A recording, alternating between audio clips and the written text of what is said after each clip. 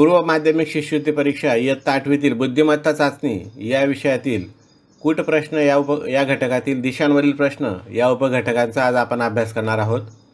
कूट प्रश्न या उपघटकात दिशांवर आधारित प्रश्न विचारले जातात। एखादी व्यक्ती विद्यार्थी घरापासून कुठेही प्रवास करत असेल तर त्याच्या दिशा व अंतरांविषयी माहिती मिळवण्यासाठी या प्रश्नांचा उपयोग होतो। या प्रकारच्या प्रश्नांमुळे विद्यार्थ्यांच्या विचारशक्तीस चालना मिळून निर्णय क्षमता व सुसंगत विचार करण्याची क्षमता वाढीस लागते।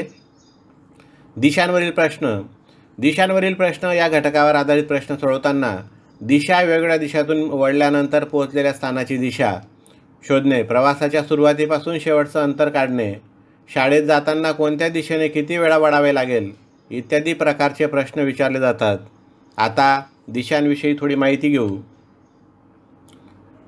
मुख्य 4 दिशा आहेत, त्यात पूर्व, पश्चिम, उत्तर आणि दक्षिण।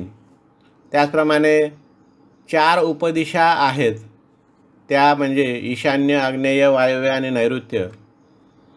दिशांवरील प्रश्न सोडवताना वापरण्यात येणाऱ्या काही महत्त्वाच्या संज्ञा। सूर्य उगवते ती दिशा म्हणजेच उगवतीची दिशा ती पूर्व आहे। सूर्य मावळतो ती दिशा म्हणजेच मावळतीची दिशा ती पश्चिम आहे। ध्रुव ताऱ्याची दिशा उत्तर आहे। मुख्य दिशांमध्ये लगतच्या 2 दिशांमध्ये 90 अंशाचा कोन तयार होतो, तर उपदिशांपैकी लगतच्या 2 उपदिशांमध्ये देखील 90 अंशाचा कोन तयार होतो।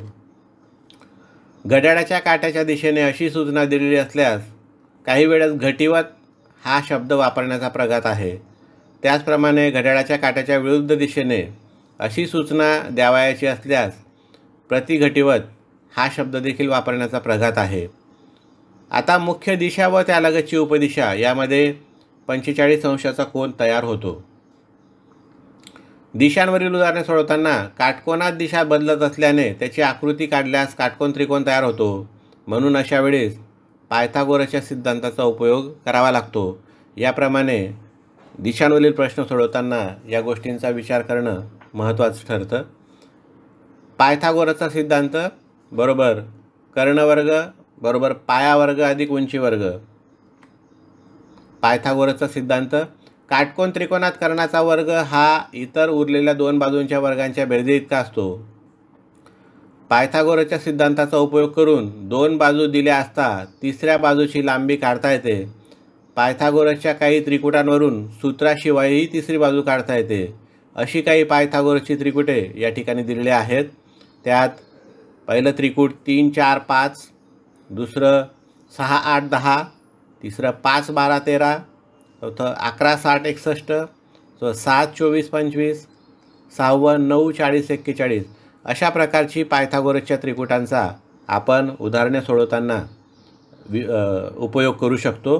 त्याचप्रमाणे पायथागोरसच्या सिद्धांताच्या सूत्राचा उपयोग करून देखील आपण अंतरावरील प्रश्न सोडवू शकतो। उदाहरणार्थ, राकेश घरातून शाळेत जाताना पूर्वेकडे 9 मीटर अंतर सरळ चालत गेला, तेथे तो डावीकडे काटकोनात वळला आणि सरळ 40 मीटर चालत गेला आणि थांबला, तर तो घरापासून सरळ किती अंतरावर आहे। या ठिकाणी उदाहरणात दिलेल्या अटींनुसार त्या उदाहरणाची आकृती आपण काढलेली आहे।